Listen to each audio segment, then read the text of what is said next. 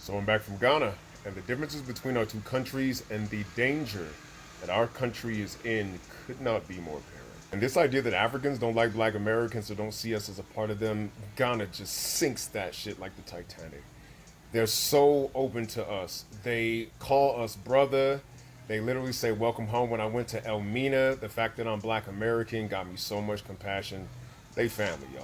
And I went all over Ghana. This wasn't just me being in one city coming to a conclusion. I went from Accra to Cape Coast to Elmina to Tamale up north to the city of Wa to Mole and back. When I tell you that there is no equivalent of the kind of political, combative, vitriolic dialogue that we're having in this country, it's just absent. I didn't realize how much I think about perhaps being involved in an active shooting until I went to a place where that was literally not a possibility. You see, most Americans don't know about the Global Peace Index. It is this database that tracks how violent and prone to crime a country is and how safe you actually are. And out of 163 countries, America ranks 132nd. What's Ghana rank? 55. Those are just numbers. But you don't really understand the difference between 132nd to 55th until you really do a vibe check. I mean, the only three African countries that rank above Ghana are Mauritius, Madagascar, and Botswana. And the only Western country that ranks below America is Israel. And every country that is an active war zone is pretty close to where we are. Like going there, there's no question that America's more advanced technologically when it comes to like how often your internet works and the sanitation of the water and how often they pick up trash and how well the roads are like paved, right? But Ghana is more advanced socially. There are pockets of different languages, different religions that in the American context you would think would be at war. No, sir. People are getting along, there is harmony, and because of that harmony, there is safety. The social cohesion in Ghana compared to America is off the charts. The value added interactions, the positivity, like you can smile at anybody, they'll smile back. Like you can ask anybody for help, they'll try to give it if they speak the language. Just the way in which you could feel the friendly vibe, the way in which people are like holding hands, even men, heterosexual, sexuality is not in question. It's literally about the bonds between folks. It's they're killing this part of the exam. We are failing so miserably. And don't make any mistakes. There are parts of Africa that are experiencing poverty to a level that would shock your Western sensibilities. So then the next question is, so how are they surviving? Nobody starving, ain't no ribs showing. The land of Africa itself provides.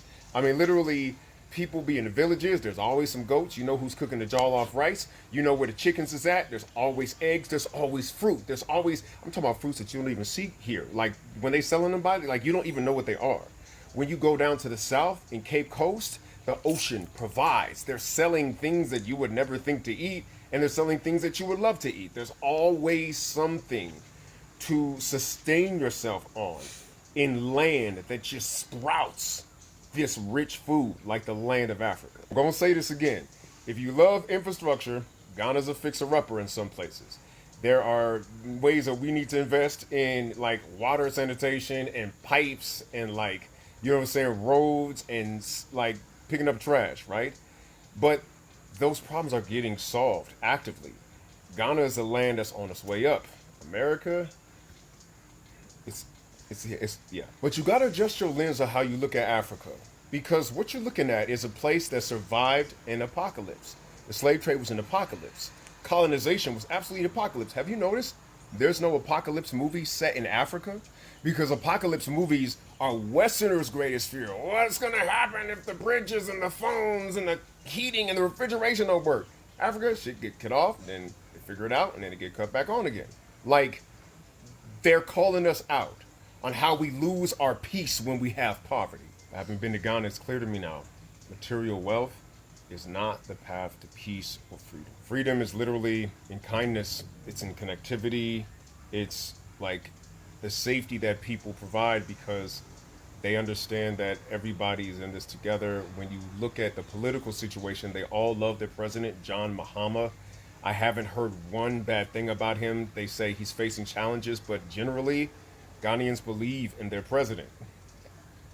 Things are different here. But if you think that freedom is brandishing a gun and arming yourself against your neighbors and living like a billionaire and having all your money going right, it shows that we are so gravely on the wrong path. Ghana makes you want to get to know your neighbor, makes you want to smile at people, makes you want to figure out how to like be food secure without the government. You know, it makes you want to return to the kindergarten values of decency because in aggregate, they're so much freer than we are. I'm Theo E.J. Wilson.